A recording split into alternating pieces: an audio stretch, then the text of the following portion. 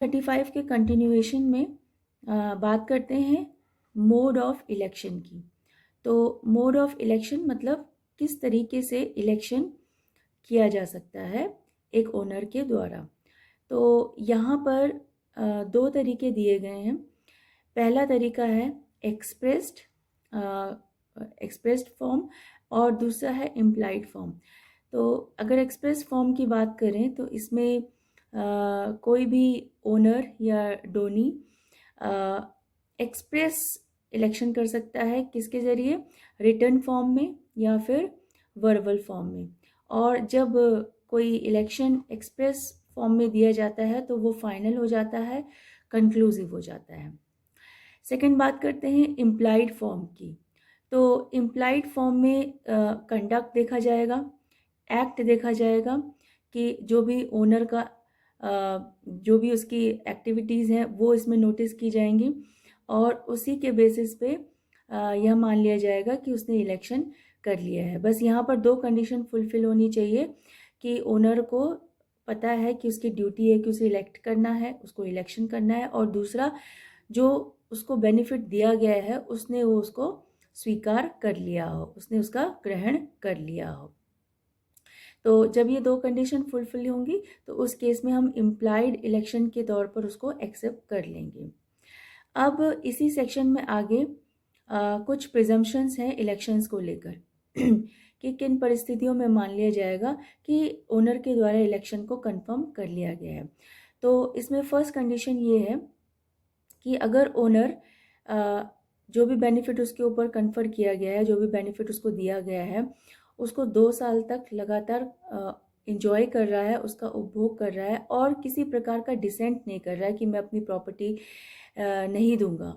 तो अगर उसके द्वारा इस प्रकार का कोई डिसेंट भी नहीं किया जा रहा है, कोई मना भी नहीं किया जा रहा है और जो बेनिफिट उसको दिया गया था उसको वो लगातार उपभोग कर रहा है पिछले 2 साल से, तो उस केस में यह मान लिया जाएगा कि ओनर के द्वारा इलेक्शन को कंफर्म कर लिया जाएगा, इलेक्शन को कंफर्म कर लिया गया है।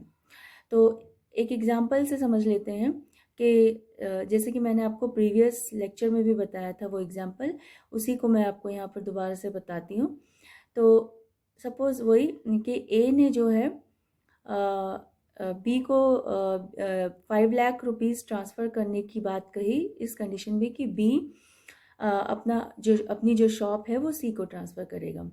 तो अब यहाँ पर सपोज़ बी क्या है, बी क्या करता है, 5 लाख रुपीज़ उससे ले लेता है, ए से ले लेता है और पिछले 2 साल से वो 5 लाख रुपीज़ अपने बैंक अकाउंट में जमा किए हुए और उसका इंटरेस्ट जो भी मिल रहा है उसका उपभोग वो कर रहा है।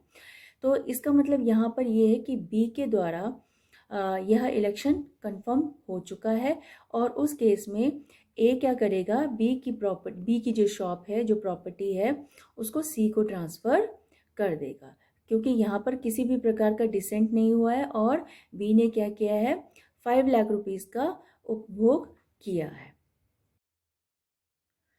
प्रिजम्पशन एज टू इलेक्शन में जो सेकंड पॉइंट है वो ये कहता है कि यदि कोई बेनिफिट ओनर को कन्फर किया गया है और ओनर के द्वारा उस बेनिफिट का इस तरीके से उपभोग किया गया है कि वो एग्जॉस्ट हो चुका है, तो उस केस में यह मान लिया जाएगा कि ओनर ने इलेक्शन को कंफर्म कर दिया है। फॉर एग्जांपल बुक का ही एग्जांपल ले लेते हैं।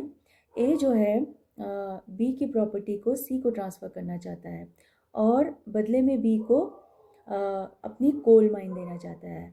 अब यहाँ पर बी क्या करता है, कोल माइन को एक्सेप्ट करता है, लेकिन कोल माइन का वो उपभोग इस तरीके से करता है कि वो एग्जॉस्ट हो जाता है। तो इस केस में यहाँ पर क्योंकि उसने एग्जॉस्ट किया है, बी ने उसको एग्जॉस्ट किया है कोल माइन को, तो यह मान लिया जाएगा कि उसने इलेक्शन को कंफर्म कर लिया है और हेंस जो ए के द्वारा बी की प्रॉपर्टी सी को ट्रांसफ़र की जाएगी वो वैलिड मान लिया जाएगा। तो यहाँ पर प्रिजम्पशन एज टू इलेक्शन में ये दो पॉइंट्स थे। इसके बाद आपका सेक्शन 35 में ही रिक्विजिशन टू इलेक्ट की बात आती है, जिसमें कि रिक्विजिशन किया जा रहा है किसके द्वारा, ट्रांसफरर के द्वारा। किसको किया जा रहा है, ओनर के द्वारा। कि यदि ट्रांसफ़र द्वारा कोई प्रॉपर्टी ओनर को ट्रांसफ़र की गई है लेकिन ट्रांसफ़र होने के 1 साल बाद तक ओनर के द्वारा कोई भी इलेक्शन नहीं किया गया है, मतलब उसके द्वारा अपना इलेक्शन का जो राइट है वो अभी तक एक्सरसाइज नहीं किया गया है, तो उस केस में ट्रांसफरर ओनर को रिक्वेस्ट कर सकता है कि वो इलेक्शन का राइट एक्सरसाइज करे। और अगर इसके बावजूद भी, रिक्वेस्ट करने के बावजूद भी ओनर के द्वारा इलेक्शन एक्सरसाइज नहीं किया जाता है, तो यह मान लिया जाएगा एक रीज़नेबल टाइम में, तो यह मान लिया जाएगा कि ओनर के द्वारा इलेक्शन कंफर्म हो चुका है। अब सेक्शन 35 का जो लास्ट पार्ट है वो कहता है सस्पेंशन ऑफ इलेक्शन के बारे में।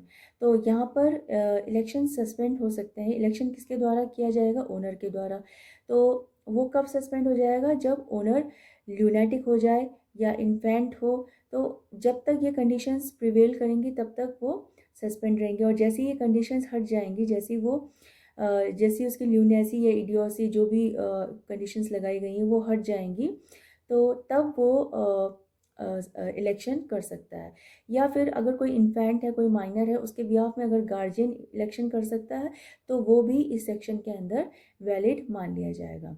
तो ये आपका सेक्शन 35 यहाँ पर कंक्लूड होता है। Thank you.